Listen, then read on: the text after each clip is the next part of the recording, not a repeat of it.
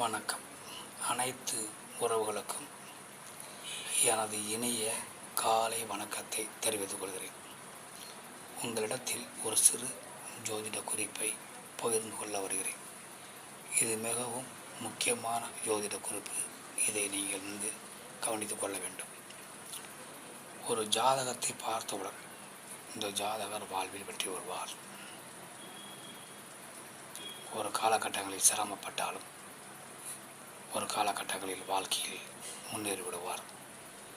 தன்னிறைவு பெற்று விடுவார், புகழ் பெற்று விடுவார், செல்வாக்கு பெற்று விடுவார், அந்தஸ்து பெற்று விடுவார், பெருமை பெற்று விடுவார், புகழ் பெற்று விடுவார். மனிதனாக பிறந்ததுக்கு ஒரு தன்னிகரற்ற செல்வாக்கை பெற்று அந்த மனித குலத்தின் போற்றக்கூடிய அளவுக்கு ஒரு சரியான மனிதனாக மாறிவிடுவார் என நாம் சொல்ல முடியும்.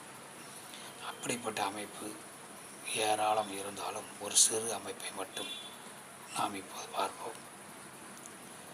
ஒரு ஜாதகத்தில் லக்னம் என்பது சூரிய பகவான் எப்பொழுது உதயமாகிறாரோ, எந்த ராசியில் உதயமாகிறாரோ அந்த ராசியில் 2 மணி நேரம் இருப்பார். அடுத்து 2 மணி நேரம் கழித்து அடுத்த ராசிக்கு மாறிவிடுவார்.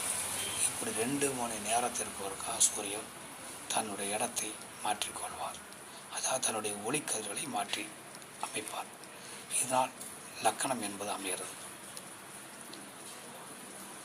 அதுபோல் சந்திர பகவான் எங்கு இருக்கிறாரோ அதுதான் ராசி, சென்ம ராசி. சந்திரனை வைத்து ராசியும் சூரியனை வச்சு இலக்கணமும் அமைகிறது. இப்படிப்பட்ட சந்திரனும் சூரியனும் ஜோதிடத்தில் இன்றியமையாத கிரகங்கள். இந்த சந்திர பகவான் எங்கு இருக்கிறாரோ அவரோடு சூரியன் இருந்தாலும் யோகம்தான், அல்லது சந்திரனுக்கு 4ஆம் வீட்டில் சூரியன் இருந்தாலும் யோகம்தான், சந்திரனுக்கு 7ஆம் வீட்டில் சூரியன் இருந்தாலும் யோகம்தான், சந்திரனுக்கு 10ஆம் வீட்டில் சூரியன் இருந்தாலும் யோகம்தான். அதில் சந்திர கேந்திரத்தில் சூரியன் இருப்பது சிறப்பு. அல்லது சூரியனுக்கு 4ஆம் வீட்டில் சந்திரன் இருந்தாலும் யோகம்தான், சூரியனுக்கு 7ஆம் வீட்டில் சந்திரன் இருந்தாலும் யோகம்தான், சூரியனுக்கு 10ஆம் வீட்டில் சந்திரன் இருந்தாலும் யோகம்தான். அதனால் இந்த சூரிய சந்திர கேந்திரம் என்பது ஜாதகரை வெற்றி பெற செய்யும்.